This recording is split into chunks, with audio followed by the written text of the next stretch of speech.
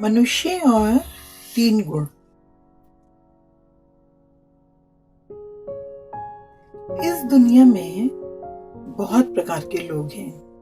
एक वे जिन्हें पहली बार मानव शरीर मिला है, दूसरे वे जिन्होंने मानव शरीर के साथ 10 जन्म लिए हैं, तीसरे वे जिन्होंने मानव रूप में 20 जन्म लिए हैं, या फिर ऐसे जिन्होंने 100 या 500 जन्म लिए हैं।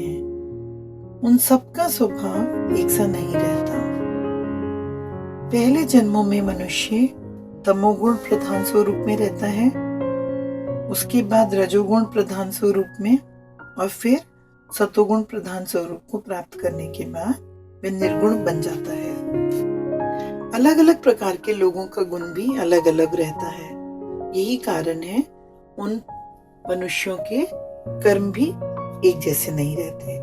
भिन्न गुण वाले इंसान के कर्म भी उसके गुण के अनुरूप रहते हैं। तमोगुण प्रधान व्यक्ति का कर्म उसके गुण का प्रतिरूप ही होता है। इस प्रकार रजोगुण प्रधान व्यक्ति का कर्म रजोगुण का प्रतिरूप होता है। फलस्वरूप दोनों के कर्म भिन्न भिन्न प्रकार के होते हैं। सतोगुण वाले व्यक्ति के गुण, रजोगुण वाले के गुण, सतोगुण वाले के गुण, सबके गुणों के अनुसार वो व्यक्ति अपने कर्म करते हैं।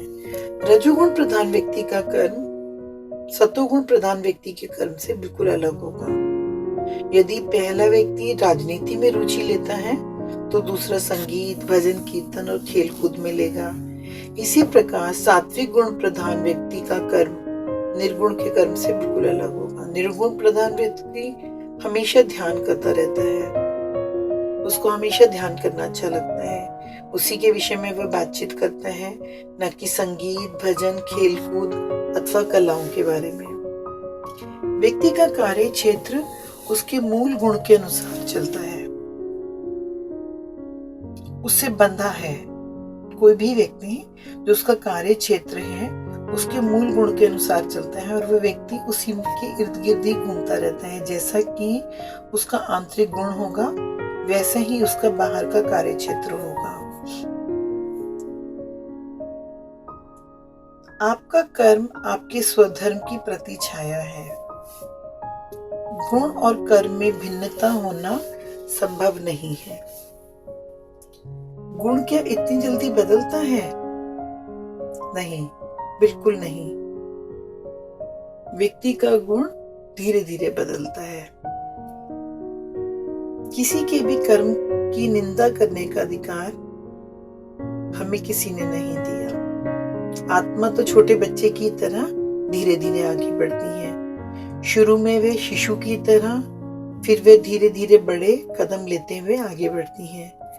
500 जन्मों में जैसा उसका गुण रहेगा वह वैसा चलेगी। 50 जन्म में उसका गुण बदल जाएगा। इसी प्रकार 1000 जन्म के बाद उसमें निश्चय ही परिवर्तन आ जाएगा। फिर गलती कहाँ है? गलती तो कहीं भी नहीं, बल्कि गलतियां ढूंढना ही सबसे बड़ी गलती है, अपराध है।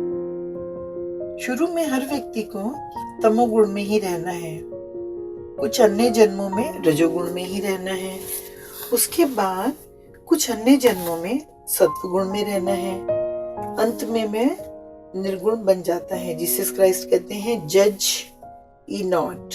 एक वेश्या को पत्थर मारते लोगों को देखकर उन्होंने कहा, आप में से केवल वही पत्थर मार सकता है जिसने स्वयं कभी कोई गलत ना किया हो। ये बात सुनते ही सभी लोगों ने पत्थर मारना बंद कर दिया। सब लोग अपने स्थायी भाव के अनुरूप कर्म करते हैं, अच्छा या बुरा। तो किसी के भी काम की निंदा हमें नहीं करनी चाहिए। The best way to serve yourself is to do meditation. The best way to help others is to teach the science of meditation.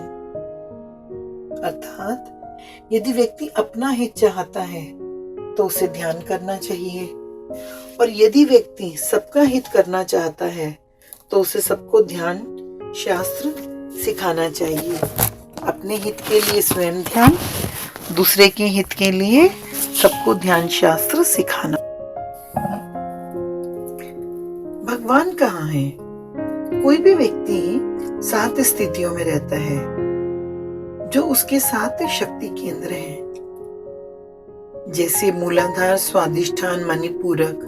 ये तीनों नीचे की स्थिति में है, नीचे के चक्र हैं। पहला चक्र है मूलाधार, दूसरा है स्वादिष्ठान, तीसरा है मणिपूरक। तो इनके प्रभाव में रहने वाला व्यक्ति लौकिक जीवन में और अपनी इंद्रियों के वश में रहता है। इंद्रियों की शरण में रहते हुए और बाह्य प्रपंच में भगवान कहीं दिखाई देता है, ऐसा सोचकर वे व्यक्ति मंदिर मंदिर में भगवान को ढूंढता रहता है, बहुत परिश्रम करता है, पूजा व्रत आदि में समय, शक्ति और अपना धन खर्च करता रहता है। तो ये हुए पहले प्रकार के व्यक्ति,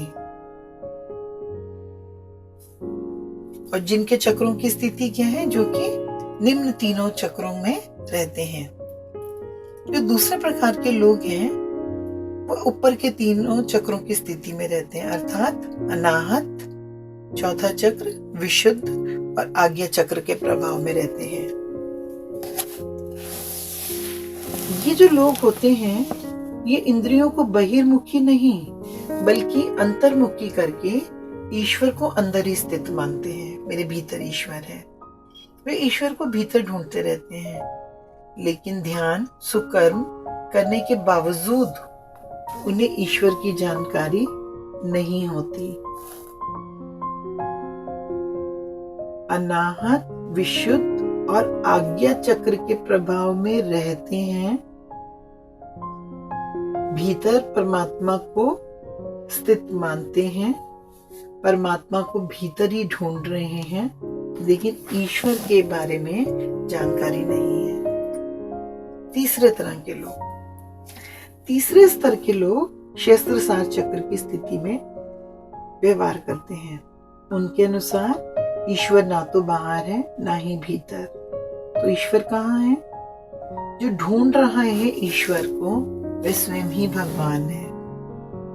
वे अपने आप को भगवान मानते हैं। वे लोग मानते हैं कि हम सब में ईश्वर तत्व व्याप्त है। वह तो सर्वत्र व्याप्त अनंत विभूति है।